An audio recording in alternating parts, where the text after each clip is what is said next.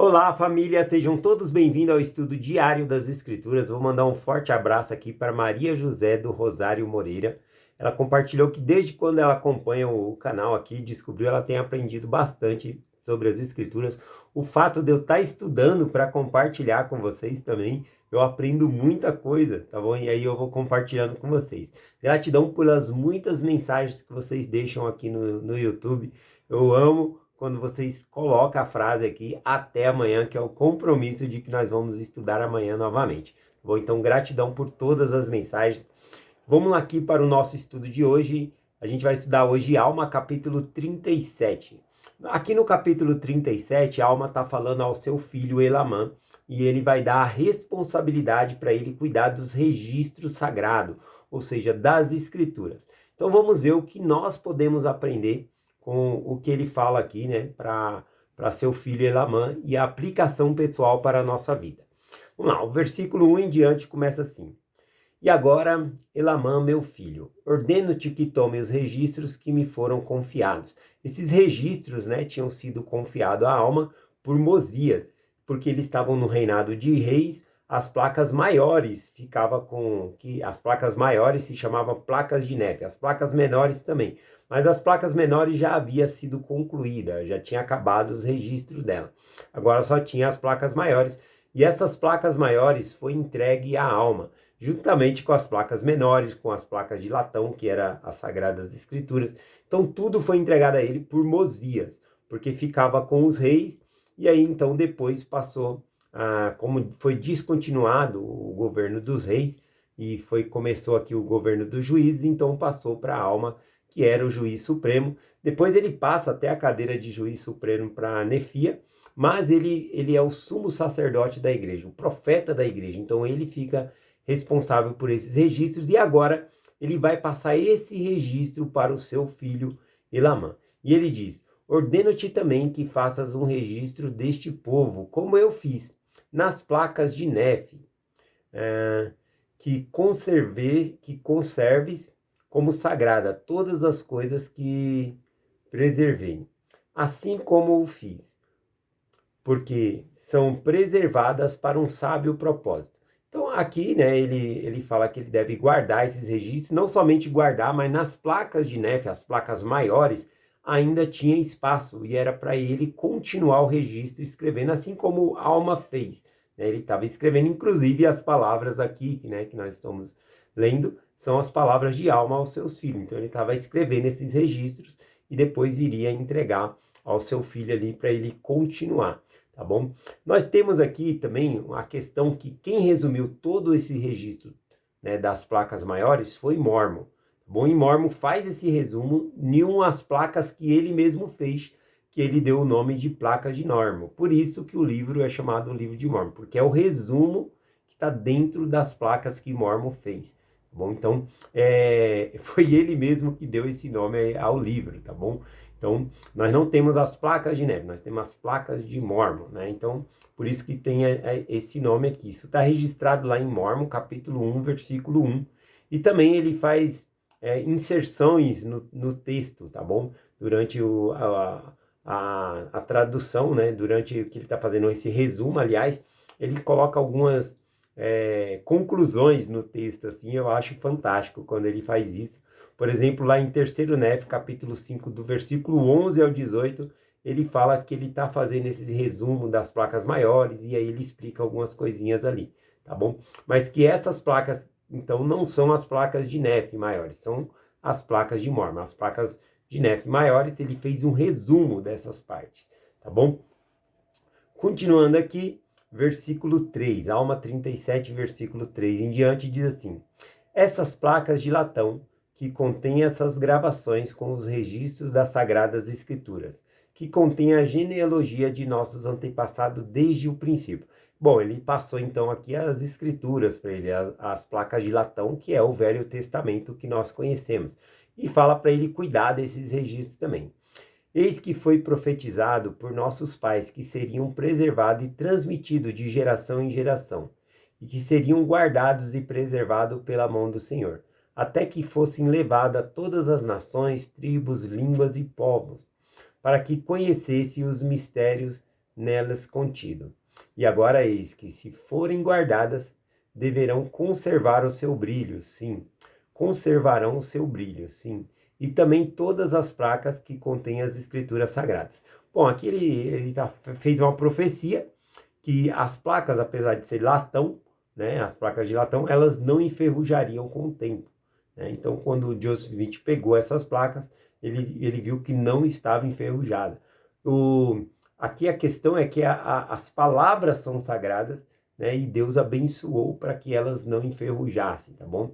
Já as placas que foram escritas era das placas, né, de Mormon aqui, elas eram escritas em uma espécie dourado, né, como alguma espécie de ouro misturado, né, com alguns outros materiais.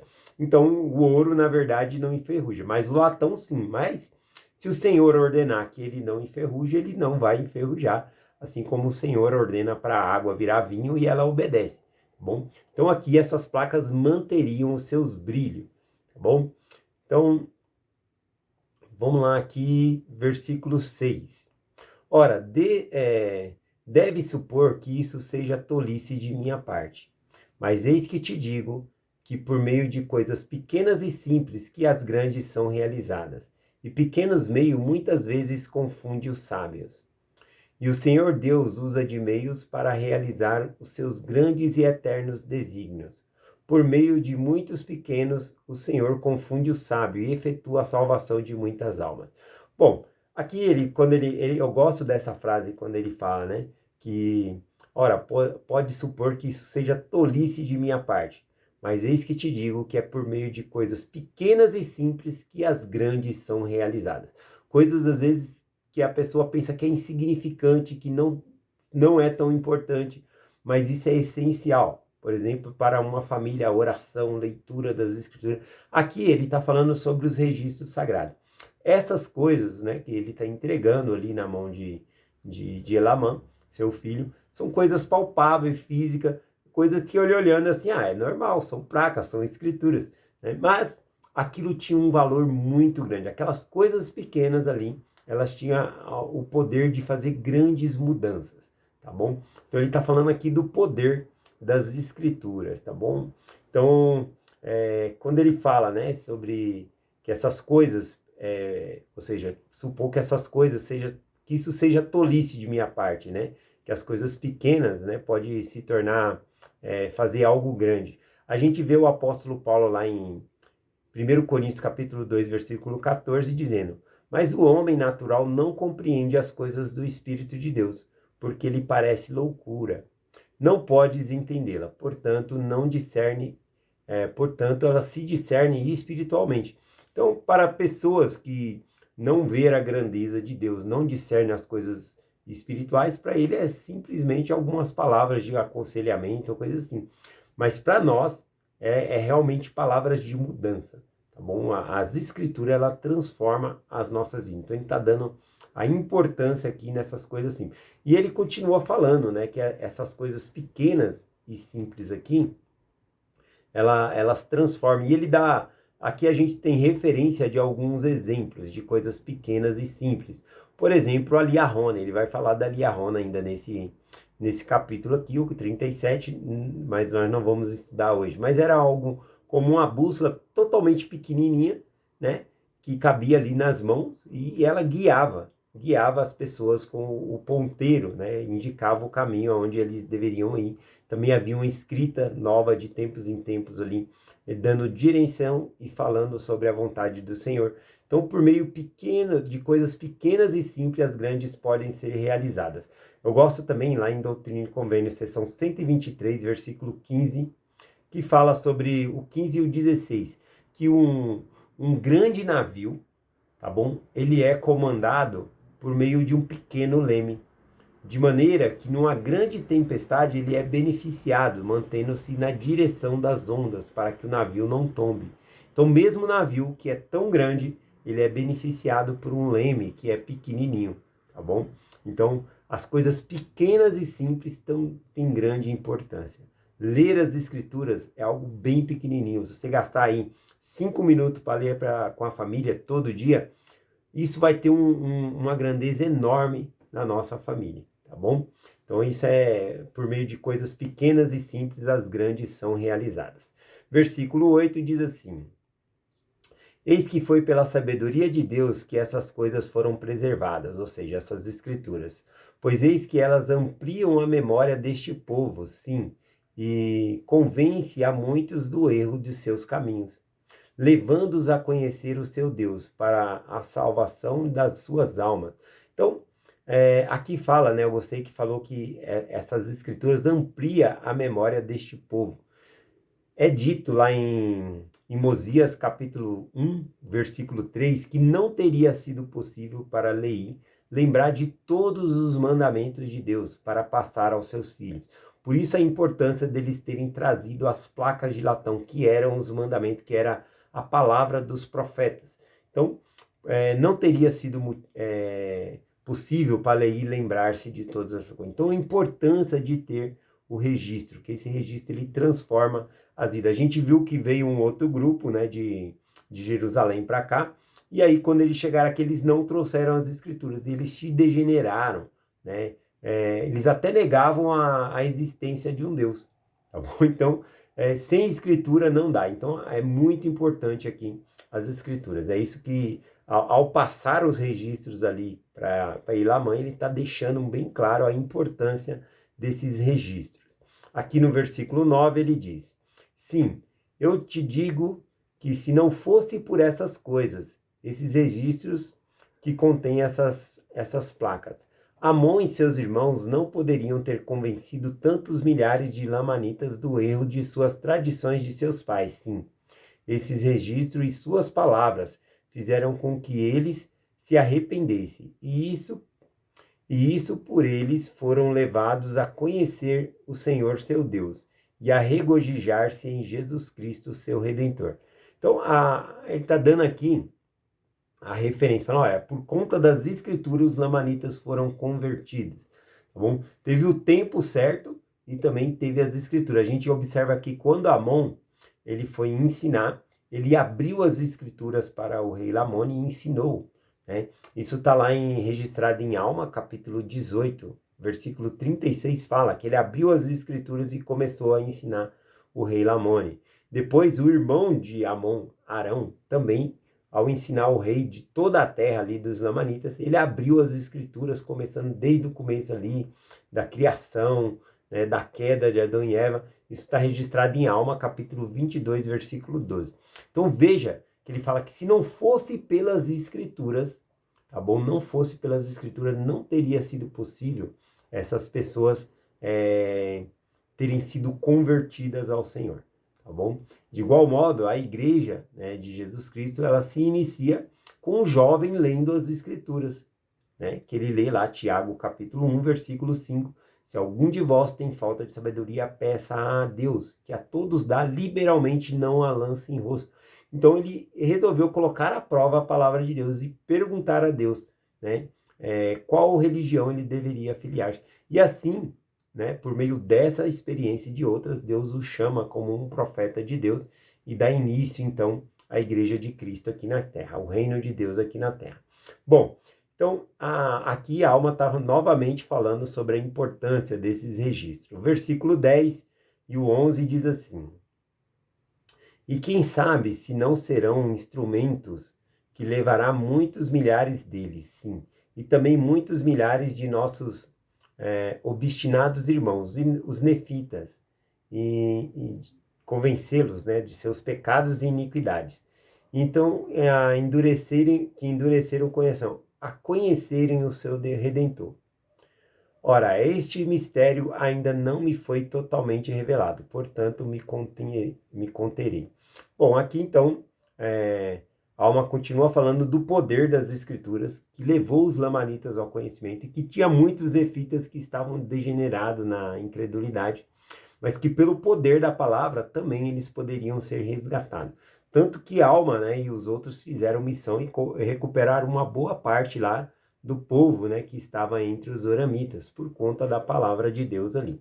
Versículo 12: Basta que eu te diga que foram preservados para um sábio propósito, conhecido por Deus, porque eles aconselha com sabedoria e todas as suas obras. e suas veredas são retas, e o seu curso é um curso eterno. Ó, lembra-te, Lamã, meu filho, qual estrito é os mandamentos de Deus. Ele disse, se guardardes os meus mandamentos, prosperareis na terra. Mas se não guardardes os mandamentos, sereis afastados de sua presença. Lembra-te agora, meu filho, de que Deus te confiou essas coisas, e que são sagradas, e que ele preservou como sagradas, e também que ele guardara e preservara para um sábio propósito seu, a fim de demonstrar o seu poder às futuras gerações.